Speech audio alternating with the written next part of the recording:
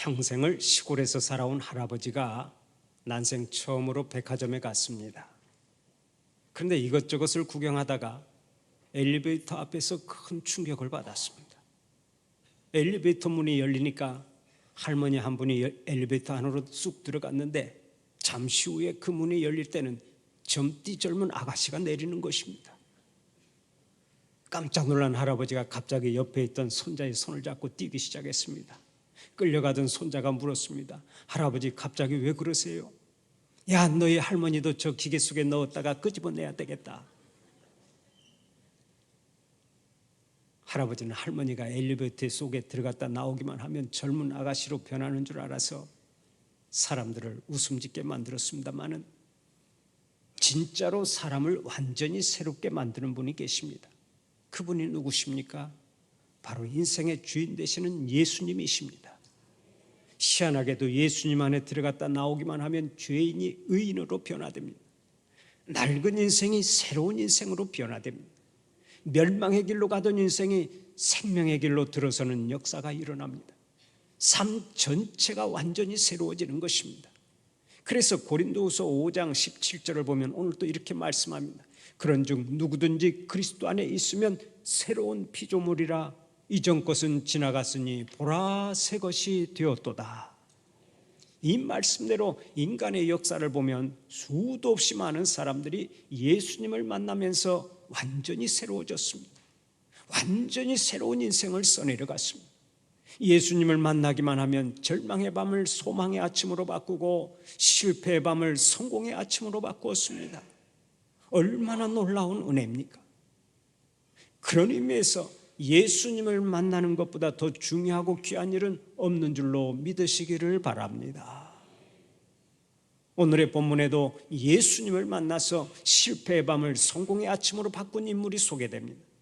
그 사람이 누굽니까? 바로 어부였던 시몬 베드로입니다. 베드로는 예수님을 만나면서 완전히 새로운 삶을 살았을 뿐만 아니라 세계의 역사를 바꿔놓은 인물이 되었습니다.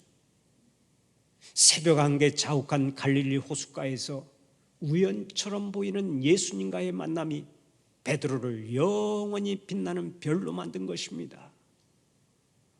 오늘은 본문을 통해서 예수님과 베드로의 만남이 어떻게 전개되었는지를 살펴보고 함께 은혜를 나누고자 합니다. 베드로는 일명 갈릴리 바다라고도 하고 디베랴 바다라고도 하는 게네사렛 호숫가에서 밤새도록 그물을 던졌습니다. 게네사렛 호수는 팔레스타인 최대의 담수로서 수심이 얕은 곳은 20m쯤 되고 깊은 곳은 200m나 되는 큰 호수입니다.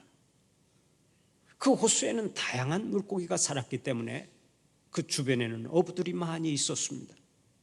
어부였던 베드로도 갈릴리 지역에 살면서 밤새도록 그물을 던졌습니다.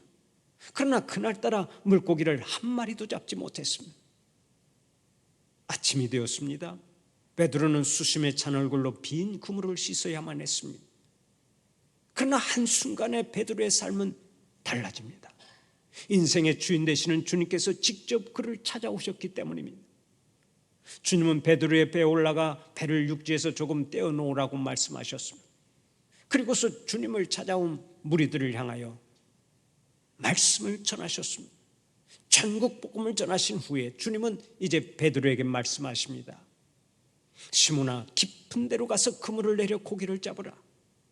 그때 시몬 베드로가 이렇게 말했습니다.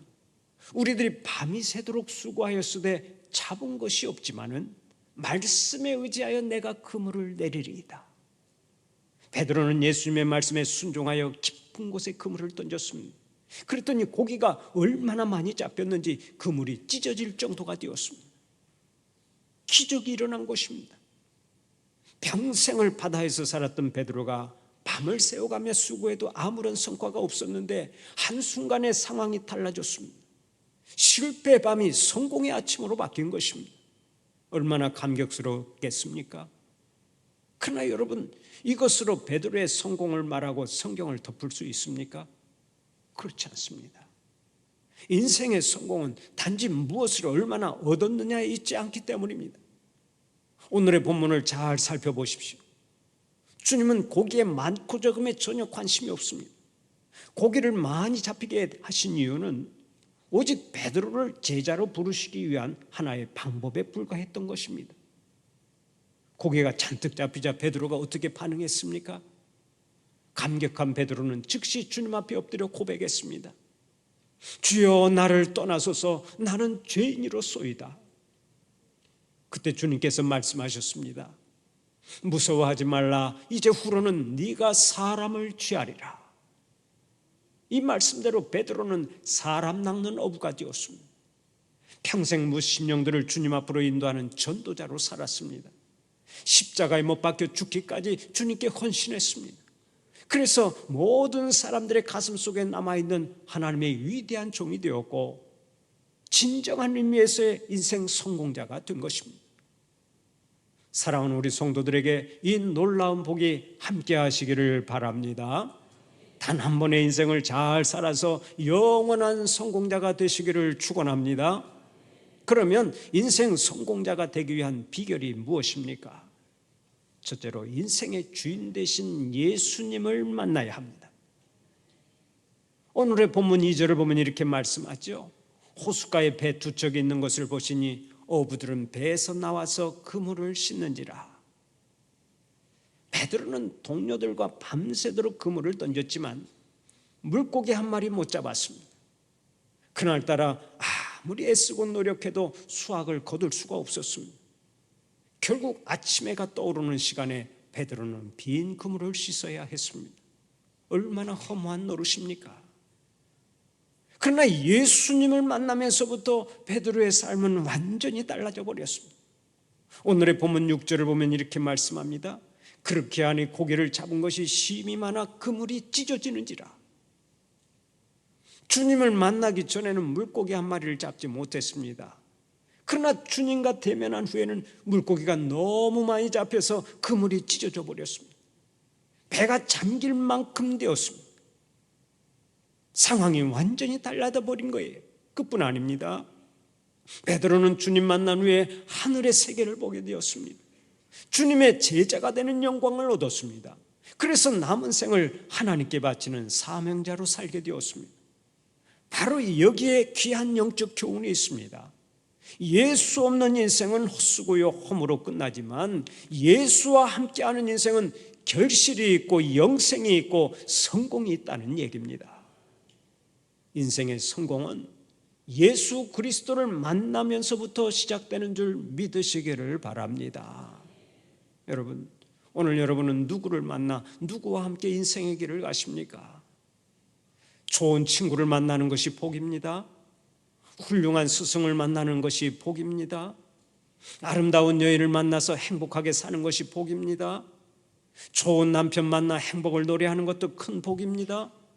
그러나 아무리 좋은 사람을 만났다 해도 예수님과의 만남이 없으면 그 인생은 실패로 끝납니다. 인생의 주인 되시는 예수님을 만나지 못하면 삶의 목적을 찾지 못하고 영생의 길을 찾을 수 없기 때문에 그렇습니다. 다 있어도 예수님이 없으면 우리 인생은 험으로 끝나는 것입니다. 프랑스의 유명한 사상가인 파스칼은 이렇게 말한 적이 있습니다. 인간의 마음속에는 채워도 채우지 못하는 공간이 있다. 그것은 오직 그리스도를 통하여 하나님에 의해서만 채울 수 있다. 성자 어거스틴도 참여한 후에 이렇게 고백했습니다. 주님은 주님을 위해 우리 인간을 지으셨기 때문에 주님 품에 안기기 전까지는 참된 만족도 참된 평안도 없었습니다. 그렇습니다.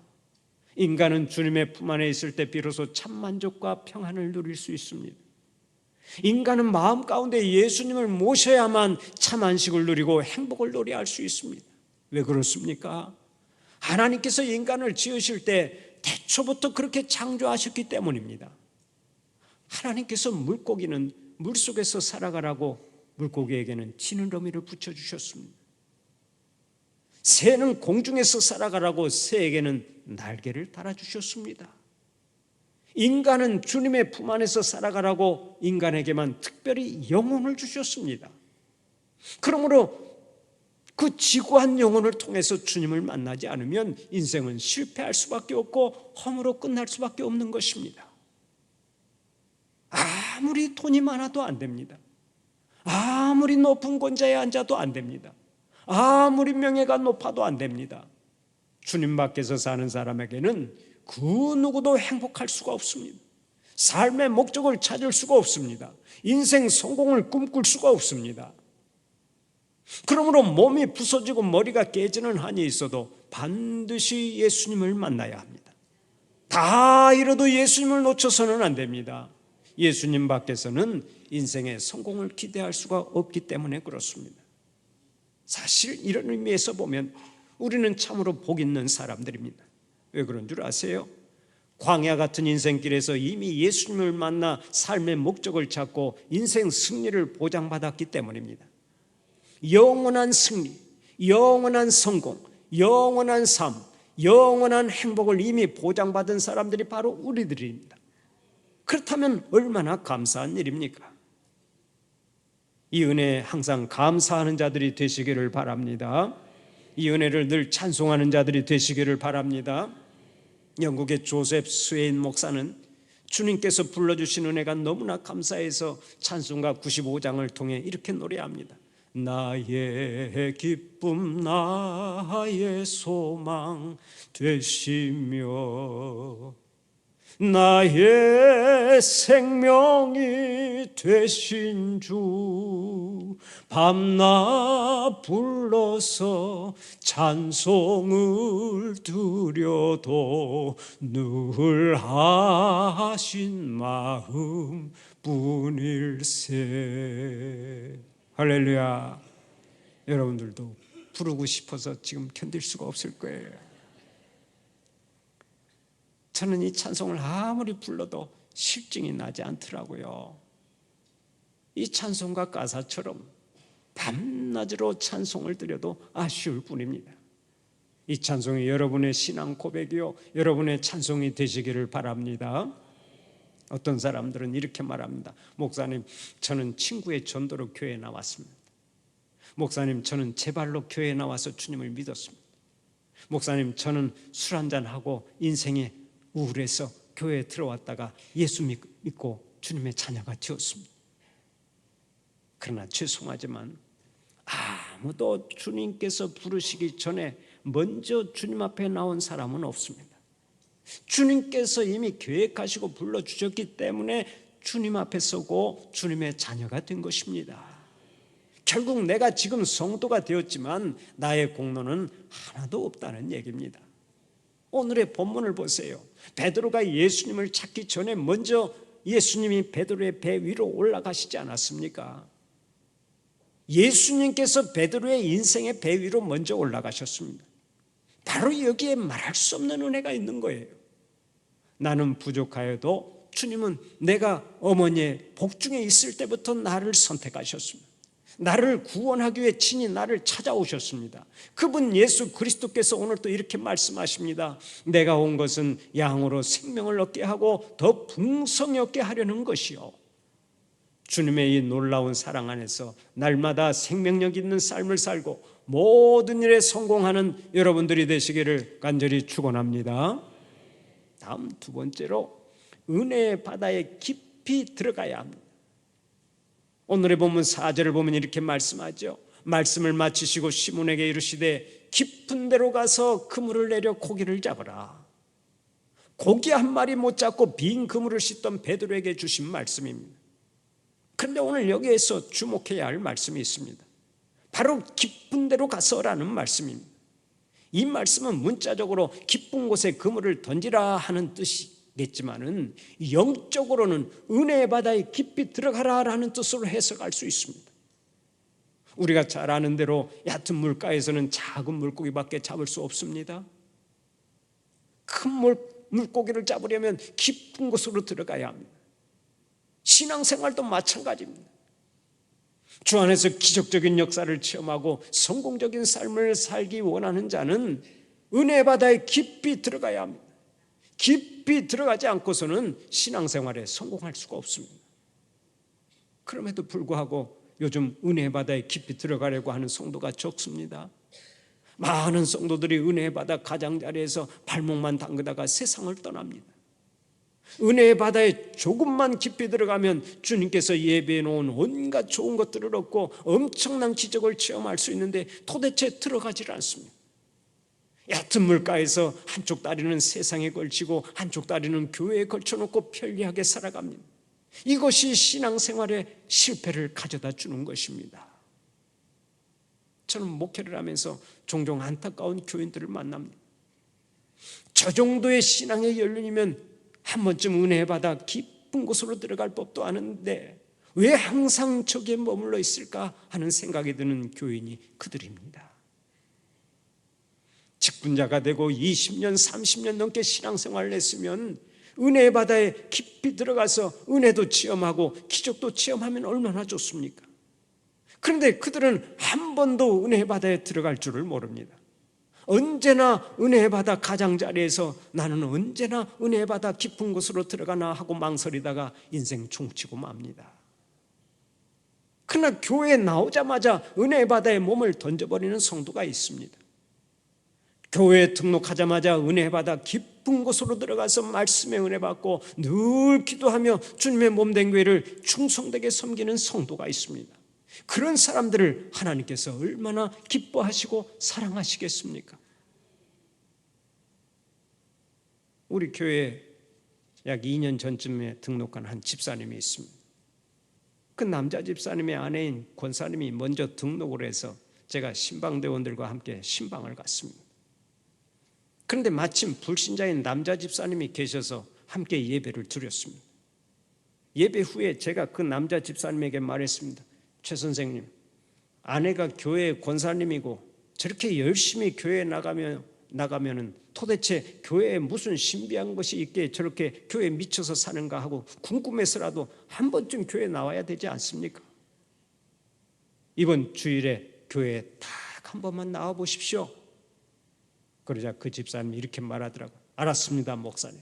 그러면 제가 다음 주일에 딱 한 번만 나가겠습니다. 그래서 제가 기도하면서 설교를 열심히 준비하고 그날 그 집사님만을 바라보면서 열정적으로 말씀을 선포했습니다.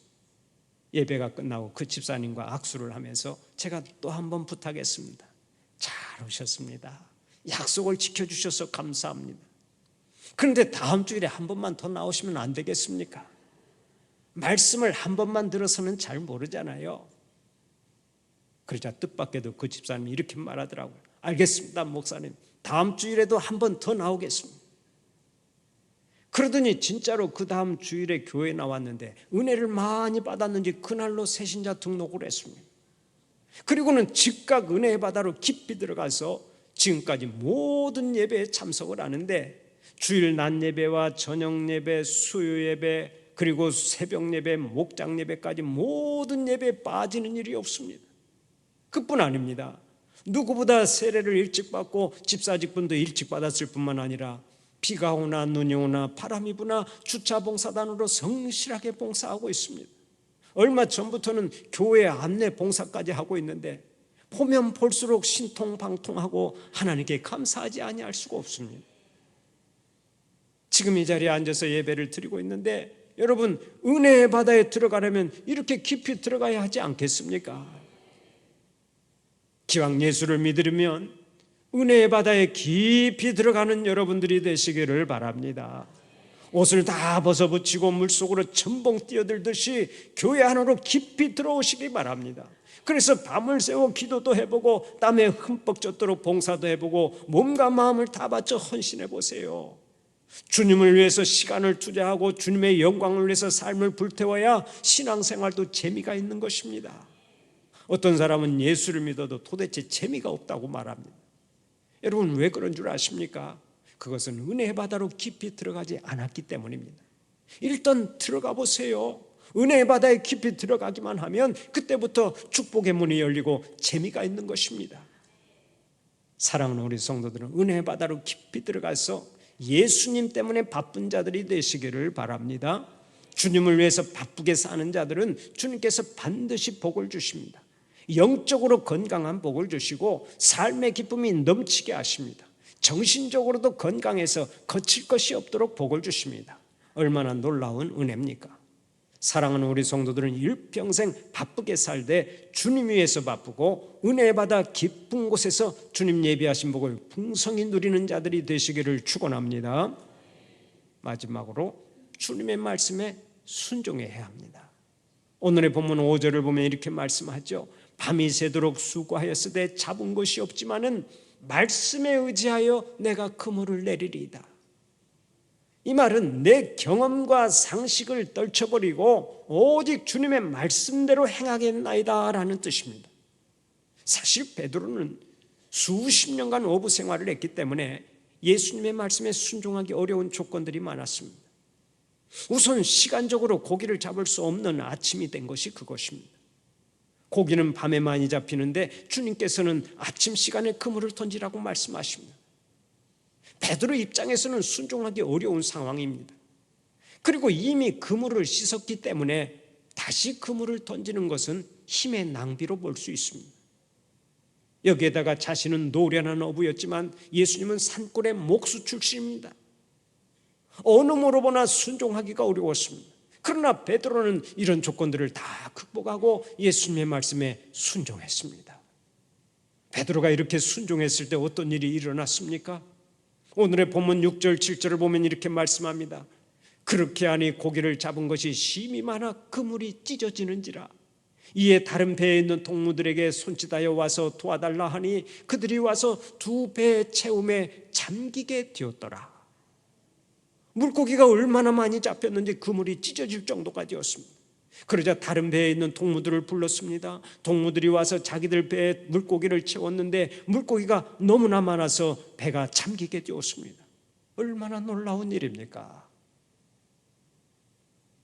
그물은 시몬 베드로가 던졌지만 물고기는 하나님께서 채워주셨는데 우리는 여기서 주목해야 할 말씀이 있습니다.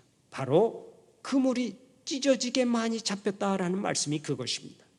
우리가 주님의 말씀에 순종하면 주님께서는 인생의 그물이 찢어질 정도로 복을 주시는 줄 믿으시기 바랍니다. 주님의 말씀에 순종하면 주님께서는 인생의 그물이 찢어지는 복을 주시는 것입니다. 그물이 찢어지는 복을 받으면 나만 풍성함을 누리는 것이 아니라 옆에 있는 사람에게까지 나눠줄 수 있는 복이 임하는데 바로 이것 때문에 이 복을 찢어지는 복이라고 말하는 것입니다.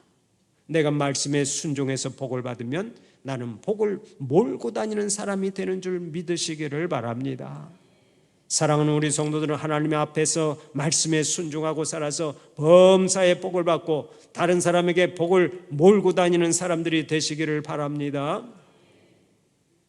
예수님은 이미 우리를 찾아와 만나 주셨습니다. 우리를 주님의 자녀 삼아 주셨습니다.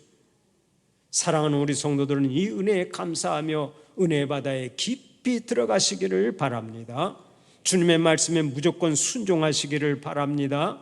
날마다 하나님께서 주시는 복이 충만하고 훗날 하나님 앞에 설 때 인생 성공자가 되어서 우리 주님이 주시는 의의 면류관, 승리의 면류관, 성공의 면류관, 영광의 면류관을 다 같이 받아 쓰는 자들이 되시기를 간절히 축원합니다.